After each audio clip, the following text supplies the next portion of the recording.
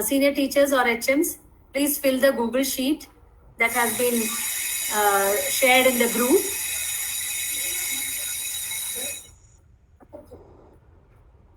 And please mention the number of teachers who have attended. Yesterday we had asked for the number of participants. So you would have given your count as 15 or 16 or 10 or whatever be. All are present, you can mark as 15 present, 15 out of 15 present. If any one of the teacher or two teachers are absent for the session, you may mark as 13 out of 15 present, like that. Please fill the Google sheet accordingly. We will start our next session soon. Still a few more have to join.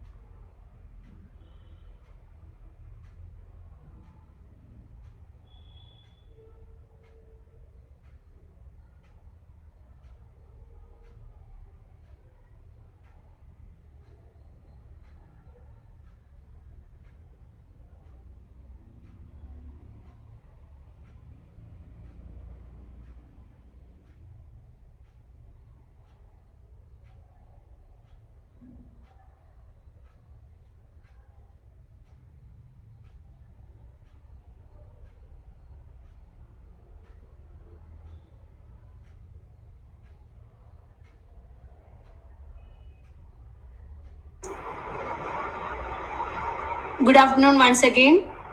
Hope all have joined after their lunch. So now KVDRDO has been given the opportunity to present a session on competency-based education. So competency-based education, you would have heard this many a times, and it is also much talked about in our NEP, National Education Policy. So we have to know what is competency-based education, and there are terms which are to be elaborated. So now I start my presentation with a slideshow.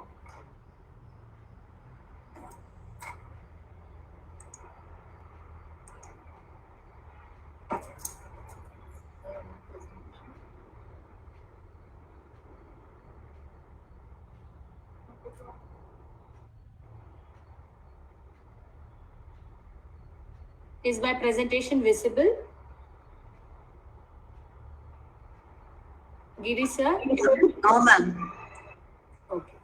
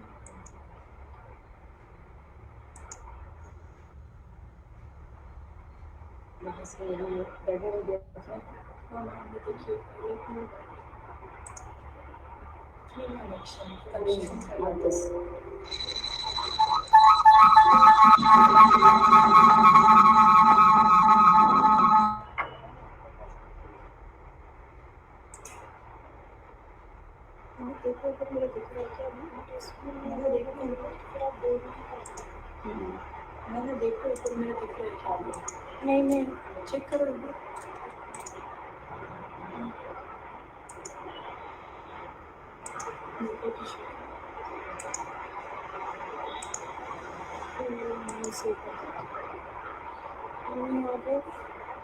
ये देखिए वही तो network issue तो cancel कर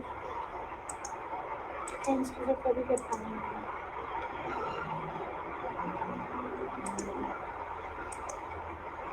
यहाँ पर stop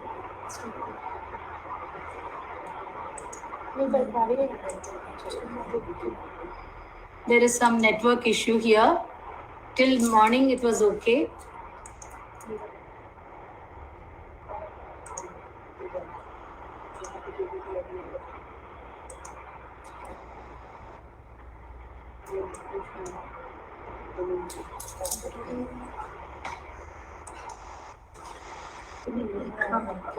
First one, first slide, and then this slide has to come.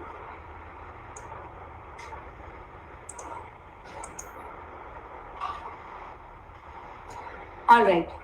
So the session on competency-based education. First of all, we should know what is competency. Competency is a combination of knowledge, skill, and attitude of a child. So, you know how the child acquires knowledge.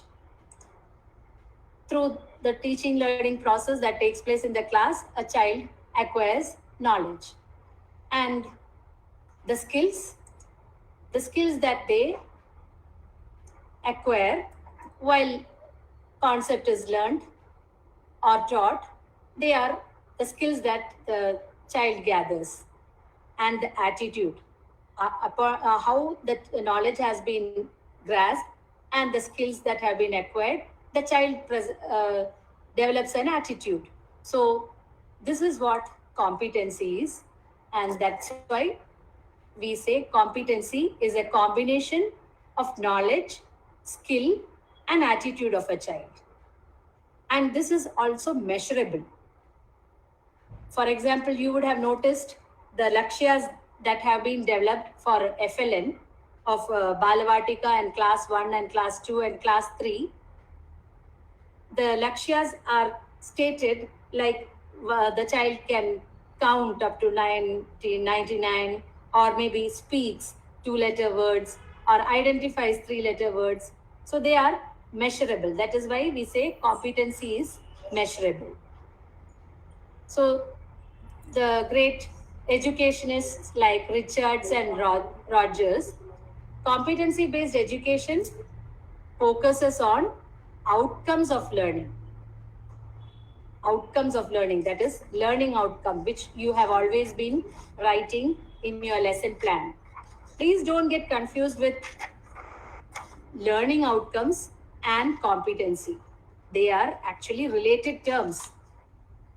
They are related educational terms, but they do not mean the same. Because competency is a general statement that describes the knowledge and skill and attitude of a student. Whereas outcome is a very specific statement that describes what exactly a student will be able to do in a measurable way. For example, counts up to 99 or understands the concept of tens and ones, like that. In EVS, observes the leaves and their patterns. These are the learning outcomes that you will write in your teaching TLO in the lesson plan. So once more, let us see how it is related. You can see in the diagram, competency, it is knowledge, attitude and skill, which is observable and measurable as a performance. Why these are required is because this will help them to tackle the real life situation. So whatever they have gathered through knowledge, attitude and skills, they will be able to apply them in their real life situation. Venkatagiri sir was telling about problem solving. There are so many such situations that take place in our daily life, in a child's life. The child will be able to apply these skills or these whatever he has acquired as competency in real life situation. So once again, we come to the definition. Competency based education is an outcome based approach to ensure proficiency in learning by students through demonstration of knowledge, skills, values also, not only attitudes, values also are equally important, which are required for dealing with the real life situation. So you will understand that it has to be age appropriate also and grade appropriate also. Whatever competency a first standard child or a second standard child shows or acquires has to be graded, and even it will go to the next level when they reach the next class. So that is why it is called age and appropriate level. Now, why do we need competency based education or teaching? In the classrooms that you see in our KVs, particularly in Kendriya Vidyalayas, we have a heterogeneous classroom. You may find one child very bright, ready to answer to any question you pose to them. They will have the critical thinking also. But there may be a child who is slow learner or who is very disinterested. Sometimes there may be children who are special also in different ways. So special children also have to be, we have an inclusive classroom. We have to consider their requirements, their needs also. There may be a child who is sleeping or a sick child. So remembering all that, remembering the needs of each and every child, we have to cater to them, and we have to present our teaching learning process. So that is why we need competency based education or teaching learning. We have to keep in mind that. So when we previously, when we were following the traditional education system, there used to be more of rote learning and memorization. The marks that the child acquires because of what he has learned everything and has the score of marks or the grades only used to be kept in mind in the traditional education system. And there used to be a common curriculum for everyone. Whether it is a bright child or a slow learner or a special child, common curriculum used to be followed. That was the traditional education system. But now NEP has particularly emphasized that we need to cater according to the need of the child. The curriculum also and the teaching learning process also has to be accordingly modified so that we cater to the needs of each and every child. So traditional education system had a summative mode of assessment. Now let us see the components of competency-based education. In red, that is shown as the clearly defined learning outcomes. So when you write lesson plan, you have to be very specific about the lesson learning outcomes that has to be achieved in that lesson or that topic. You, as Madam had told, you can go through the Nipun Bharat book And the page numbers also have been told by Jamila madam. So you can match the particular learning outcome according to the lesson which you are going to take. And also you have to keep a flexible time frame. It is not that every child will learn at the same pace. Some may learn it very fast, some may grasp it very slow. So accordingly, you have to adjust your, you have to modify your teaching methodology also, and you have to cater to the related pedagogy also. And variety of engaging content has to be applied. It can be experiential learning, it can be a toy-based class, or as was shown in Sudha madam's class, a puppet show. So this will create interest in every child, and thereby they will be able to achieve the acquire the competencies that is required. And testing, that is assessment, also is equally important. Just assessment will not suffice.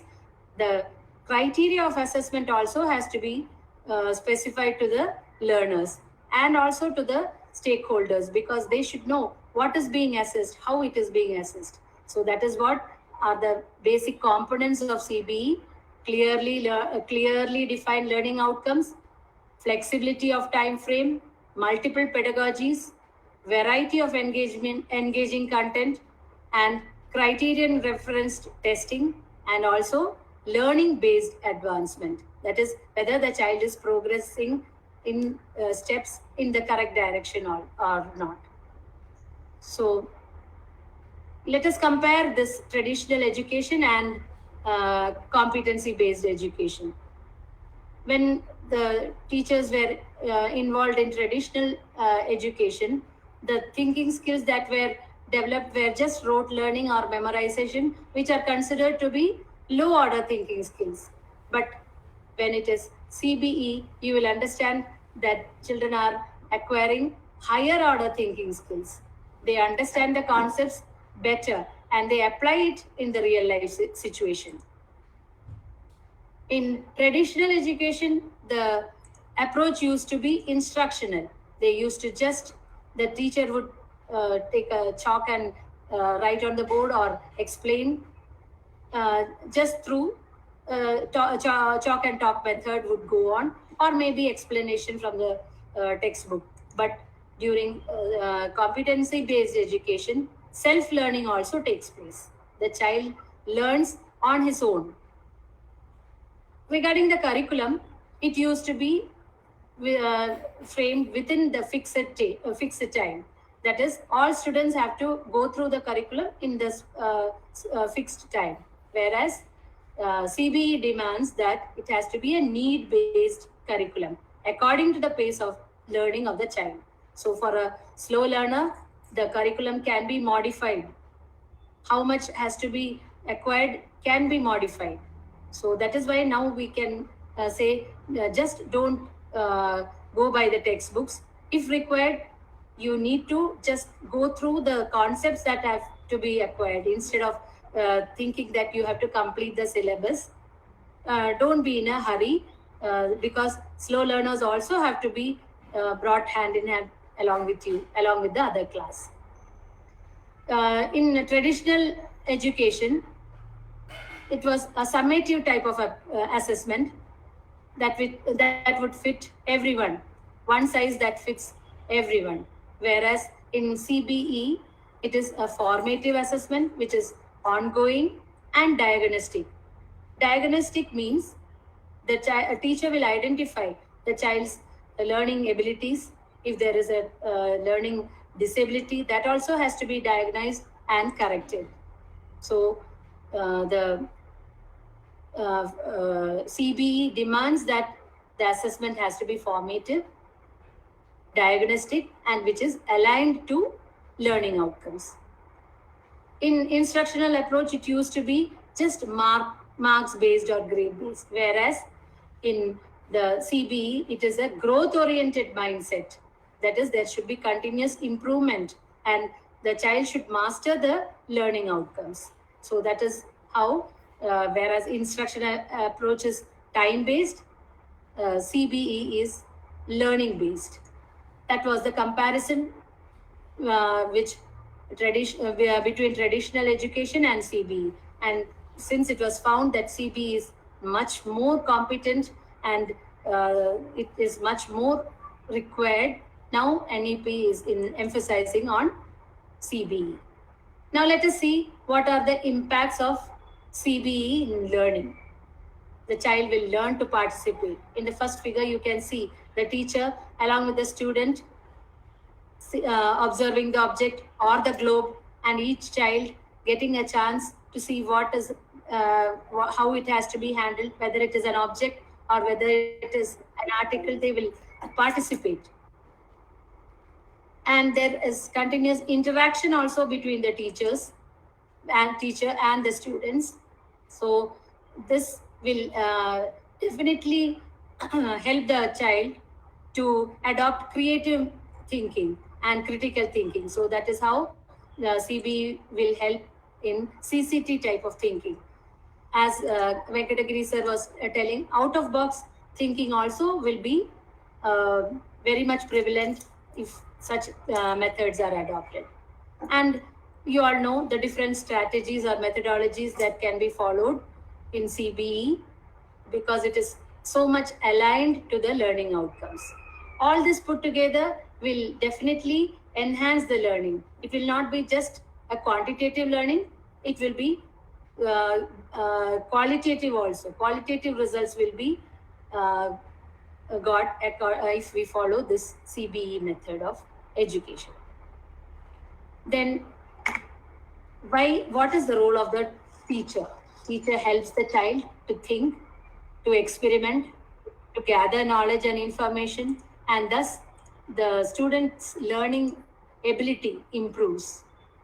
And moreover, in this age of ICT, children also have the chance of harnessing the power of technology, that is ICT can be used, but we also should keep in mind that it should not be misused, because when a gadget is with a child, there are chances that they may fall into cybercrime. But keeping all this in mind, parents as well as teachers should always have a check on what the child is learning and what type of sites they are going and following. So keeping a check on all this, but at the same time integrating it with the teaching learning process, ICT can be used.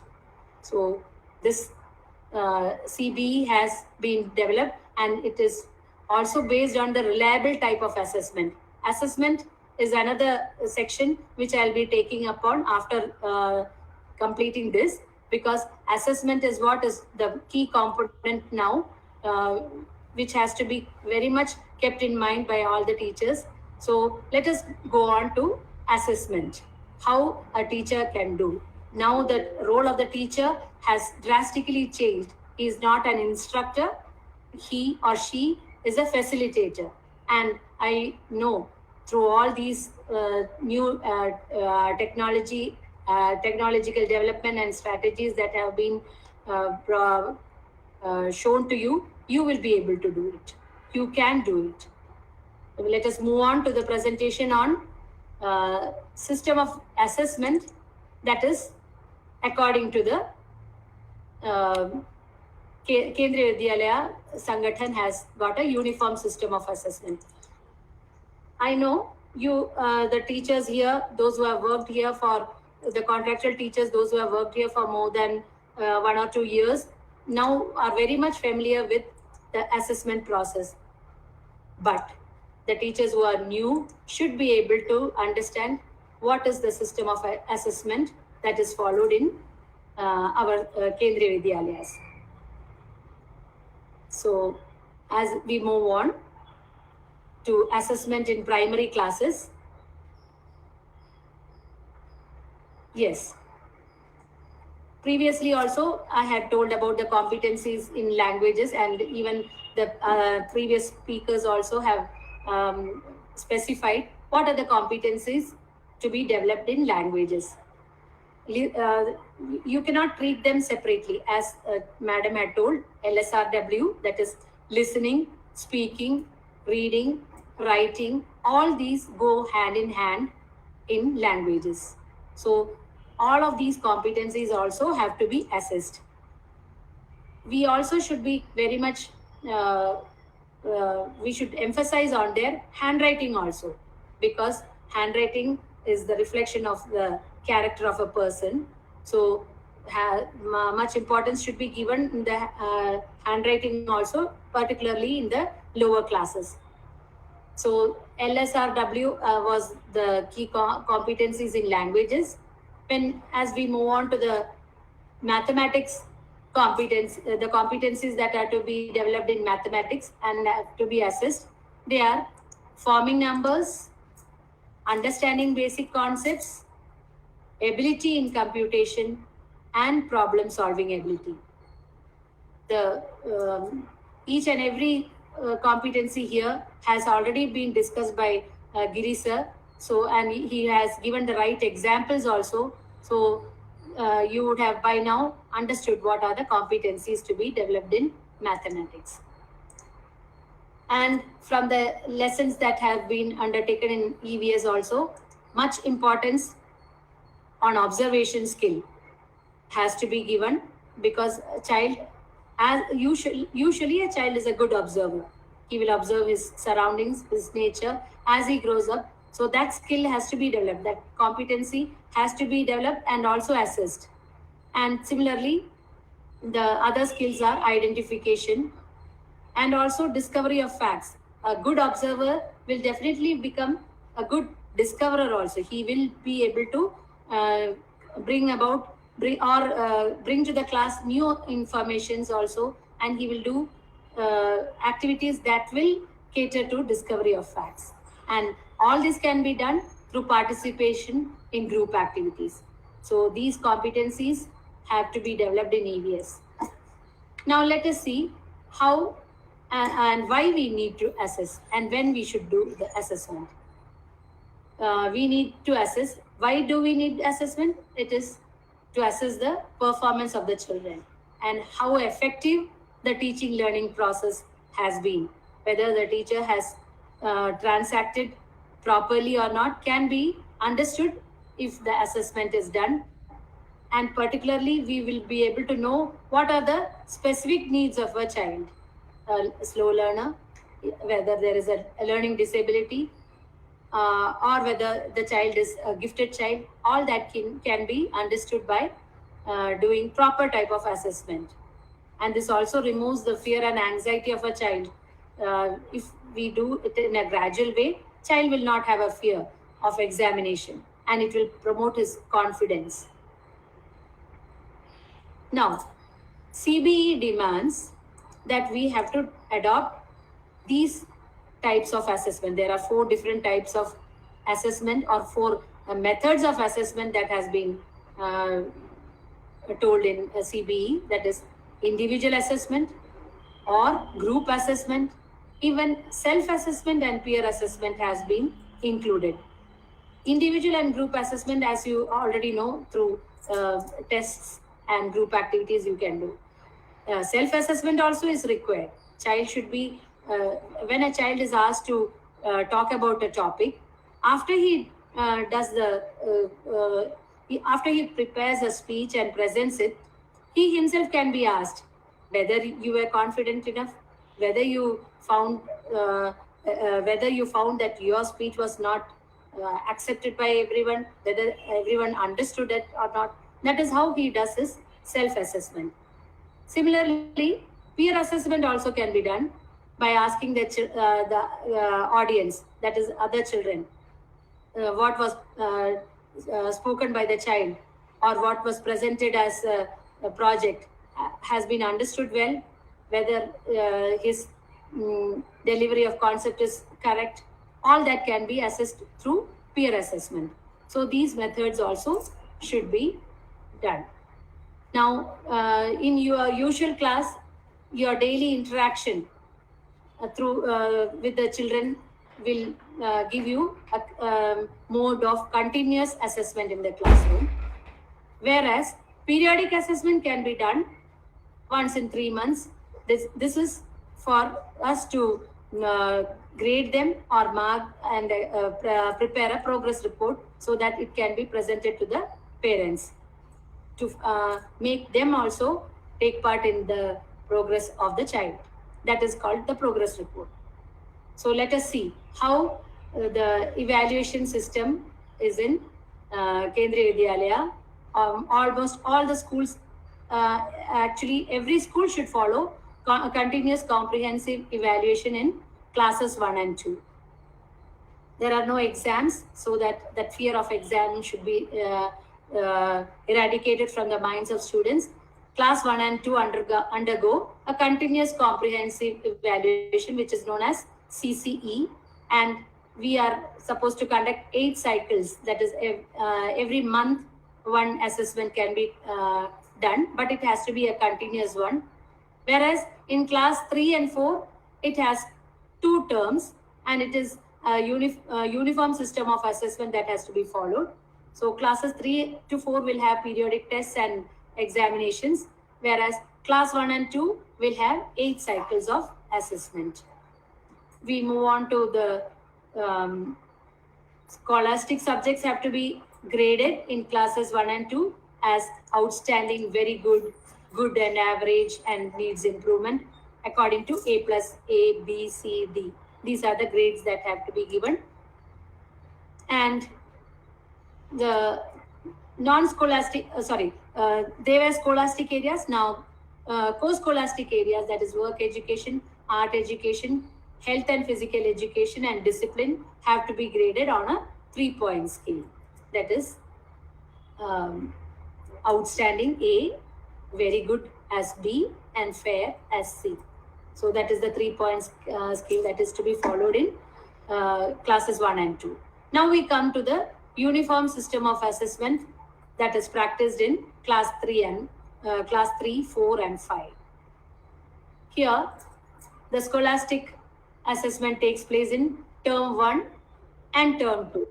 Term 1 has periodic test, notebook submission, subject enrichment activities, and half-yearly examination. Term 2 has again periodic test and notebook submission and subject enrichment activities, followed by annual examination, or known as session-ending examination. So how periodic tests have to be done in a particular term? So usually last week of July and second week of January are the time given for periodic tests. First term in the last week of July, and in second term in the second week of January. And marks allotted are 40. This 40 marks can be again subdivided as 30 marks written and 10 marks oral. The weightage of this mark will be taken into the progress report. So 10 marks is the weightage for periodic test in a term. Now, there is another aspect that has to be taken care of, particularly notebooks. The notebook of a child is the reflection of his personality. So the criteria that can be used to mark for example, if it is a 5 marks allotted for every month, you can give the criteria as regularity, punctuality, neatness, handwriting, and notebook upkeep. So how the child maintains his notebook also carries marks in notebook submission. So every month, after collecting all the notebooks, you can give these marks and enter them in your teacher's diary, and for every month 5 marks. Totally it amounts to 25 marks. The weightage becomes 5 marks at the end of the term. In EVS and maths, also again you can give the criteria, each 1 mark for regularity, neatness. Here diagram also can be given 1 mark weightage. In the in languages it can be handwriting. In mathematics and EVS it can be the diagram also can be given as a criteria. So notebook submission is very much important. Every teacher should take care that every child submits notebooks every week. Continuous correction, prompt correction should be taken up. Regularity in correction also should be done, and also at the end of the month you can give them marks according to the criteria that have been specified. So now the another aspect of assessment is subject enrichment activity. These also are to be carried out because this is actually to enrich whatever has been learnt in each subject. So you can plan according to the lesson. Every month at least one activity has to be done. There can be more number of subject enrichment activities, but at least one per month is required, and each carries 5 marks, so that it amounts to 25 marks, the weightage of which will be 5. So activities will depend upon each subject. The different tools that can be used for subject enrichment activities are reading or recitation. If you have taught a poem, you can ask the child to learn it by heart, and then according to the pronunciation or intonation or how rhythmically or in how he has presented it, you can give him a mark, 5 marks. Or it can be a prepared speech, depending on the content or the presentation of the child, or the confidence that he has shown in delivering the speech. It can be a dictation also, or it can be a spell bee. So all these are the tools that can be used for conducting your subject enrichment activities. As we move on to the next subject, that is maths, here also number of activities are there that can be given as subject enrichment activity. Tables, lab work, group project, all these will develop so different skills in the child.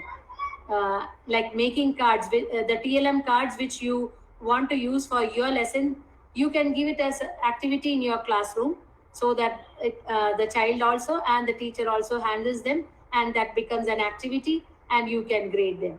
So all these are given as examples for subject enrichment activity in maths.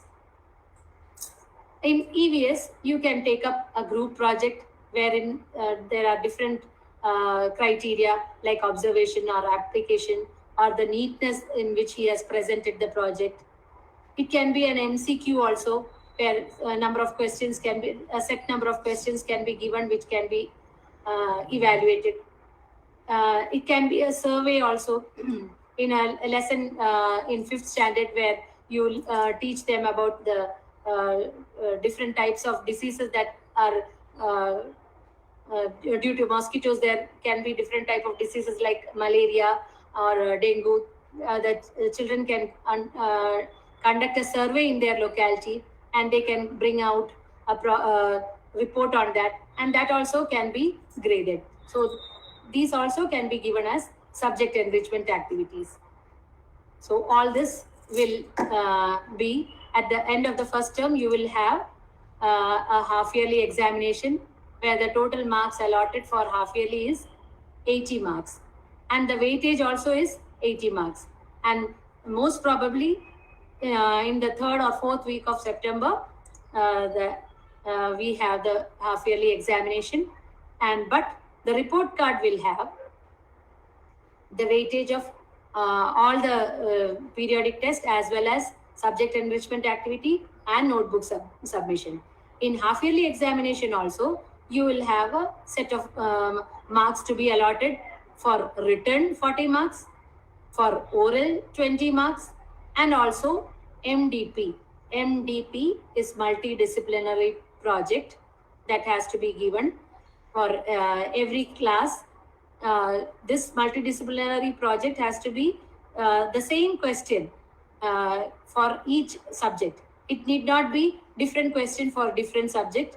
One particular theme can be taken. For example, if the theme like water can be taken, and the child can be asked to in maths, as a maths activity, the child can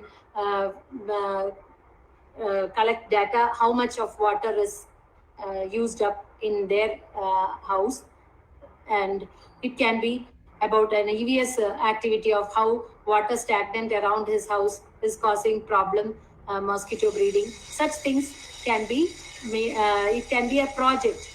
So water as a theme can be given for one particular class. Similarly, any relevant topic can be given as a for one particular class to develop as a multidisciplinary project. And criteria for assessment also should be specified. That is how each project will be assessed. So that is how the overall marks for first term will be taken up like this. Periodic test weightage of 40 marks will be taken as 10 marks. The 25 marks of notebook submission for every month, 5 multiplied by 5, 25. The weightage comes as 5 again. Similarly, the 5 subject enrichment activities that were conducted for 5 months, totaling to 25, the weightage comes to 5. And half-yearly examination, which comprises of written 40, oral 20, and multidisciplinary project 20 together becomes 80. The total marks for first term is 100 marks. So similarly, session ending marks also are similar. Marks allotted 80, weightage also 80, and at the end of first week of March is the practice of conducting session ending examination with the same mark distribution. So this is how the assessment is done in our Kendriya Vidyalaya Sangathan, the total amounting to 100 marks. And you may also be familiar with the report card that is being generated. We keep in mind the grade system also for each subject. What is the grade achieved by the student? So between 91 to 100, it is A1. Similarly, for every range, it is given, specified as A1, A2, B1, B2, C1, C2, and D. So E means needs improvement because the child has obtained marks less than 35 or 32 and below.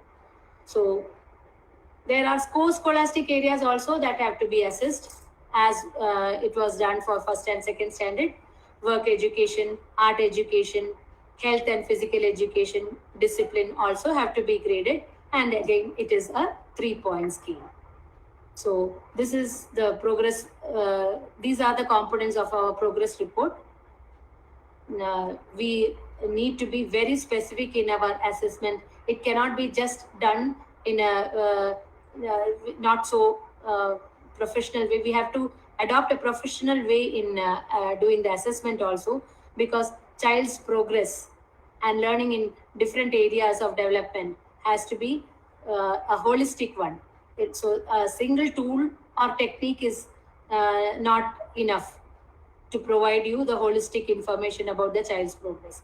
We have to use multiple assessment tools and techniques so that we ensure that there is a comprehensive evaluation of the performance of our children. So that is why how assessment is important. We can conclude assessment has to be embedded in the entire teaching learning process, and it should actually facilitate the learning process. It should not be just assessment for just recording in your progress report. It should enhance the teaching learning process in your classroom. So that was about assessment. Now, since I was to take up competency based education as well as assessment, and since I felt assessment is that which our teachers, particularly the new contractual teachers, who should be familiarized with, so that is why I had taken I felt that importance need to be given that particularly the new teachers should be made aware of multidisciplinary project and its importance. So I hope the mentor teachers in every school will familiarize them with these aspects. So this is the end of my session. After my session, we have a just small slideshow because we were told that teachers need to be briefed about NEP also. So we had kept the presentation ready so that it could be done along with Principal Sir's keynote address. But since there was a slight change in schedule,